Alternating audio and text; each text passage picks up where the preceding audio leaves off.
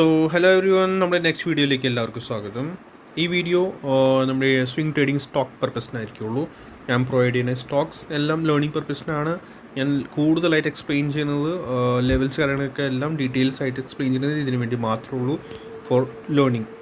നിങ്ങൾ കുറച്ചുകൂടി കൂടുതലായിട്ട് നിങ്ങൾക്ക് മനസ്സിലാക്കിയെടുക്കാൻ, നിങ്ങൾ ലേൺ ചെയ്തിട്ട് നാളെ നിങ്ങൾക്ക് തന്നെ ഫൈൻഡ് ചെയ്യാൻ പറ്റുന്നത്.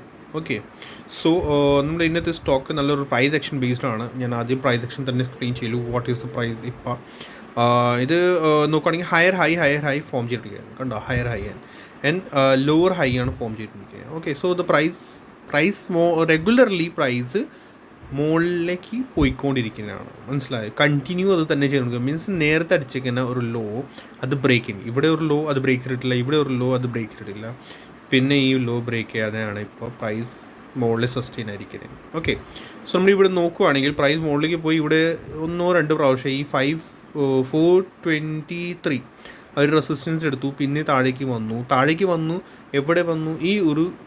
എവിടെ വന്നിങ്ങനെയാണ് ഈ ഒരു സപ്പോർട്ട് ട്രെൻഡ് ലൈൻ. ഓക്കെ, ഈ ഒരു ബ്ലാക്ക് കളറുടെ സപ്പോർട്ട് ട്രെൻഡ് ലൈൻ അവിടെ നിന്ന് സപ്പോർട്ട് എടുത്ത് വീണ്ടും കയറി താഴേക്ക് മുകളിലേക്ക് പോയി ആ ഒരു ഏരിയ തന്നെ വീണ്ടും റെസിസ്റ്റൻസ് എടുത്ത് ഒന്നോ രണ്ടോ, പിന്നെ റെഡ് ക്യാൻഡിൽ.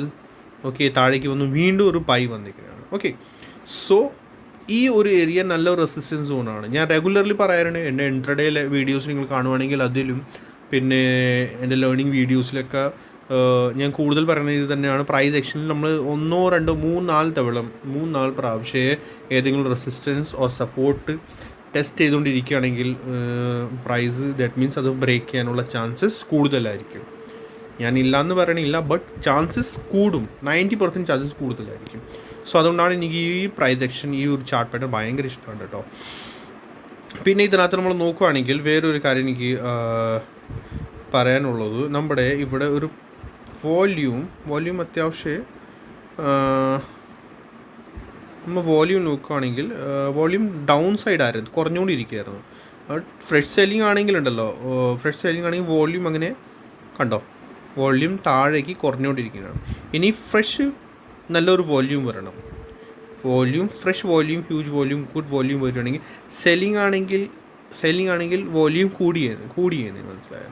ബട്ട് ഇവിടെ കൂടാതെ വോല്യൂം കുറഞ്ഞുകൊണ്ടിരിക്കുന്നതാണ്. ഇനി വരുന്ന വോല്യൂം മാക്സിമം ചാൻസസ് ഉണ്ട് ഫ്രഷ് ബൈയിങ് വോല്യൂം ആയിരിക്കും. ഓക്കെ, സോ നമ്മളെ എൻട്രി വരുന്നത്, ഈ സ്റ്റോക്കിൻ്റെ എൻട്രി വരുന്നത് 425 അബവ് ആണ്. ഓക്കെ, ഈ ഗ്രീൻ ലൈൻ അതാണ് നമ്മുടെ എൻട്രി പ്രൈസ്. ഇതിൻ്റെ above price 15 to 20 minutes 30 minutes suppose അവിടെ സസ്റ്റെയിൻ ചെയ്യുകയാണെങ്കിൽ നമ്മൾ ഫസ്റ്റ് ടാർഗറ്റ് വരുന്നത് നിയറസ്റ്റ് ടാർഗറ്റ് 440, സെക്കൻഡ് ടാർഗറ്റ് നമ്മൾ വരുന്നത് 470 ആൻഡ് ദ തേർഡ് വരുന്നത് almost 510. Okay, third target. So ഇത് സ്വിംഗ് ട്രേഡിംഗ് സ്റ്റോക്കാണ്. സ്റ്റോക്കിൻ്റെ പേരാണ് TD power SYS. TD power സിസ്റ്റമാണ്.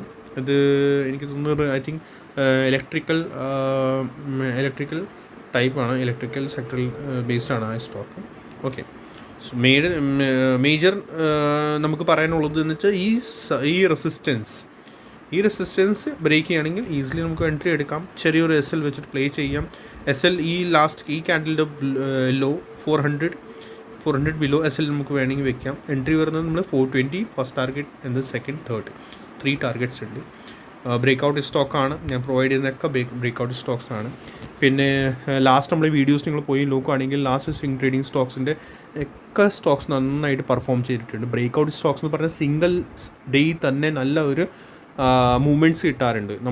ഞാൻ കഴിഞ്ഞ ദിവസം പോസ്റ്റ് ചെയ്തായിരുന്നു ഒരു GHCL എന്ന് പറഞ്ഞ സ്റ്റോക്ക് ഉണ്ടായിരുന്നു. അത് ഇന്ന് തന്നെ സിംഗിൾ ഡേയിൽ തന്നെ ഓൾമോസ്റ്റ് 18 to 19% സിംഗിൾ ഡേയിൽ തന്നെ മൂവ് അയക്കുന്നതാണ്. പിന്നെ വേറൊരു സ്റ്റോക്ക് ഞാൻ പറഞ്ഞിട്ടുണ്ടായിരുന്നു.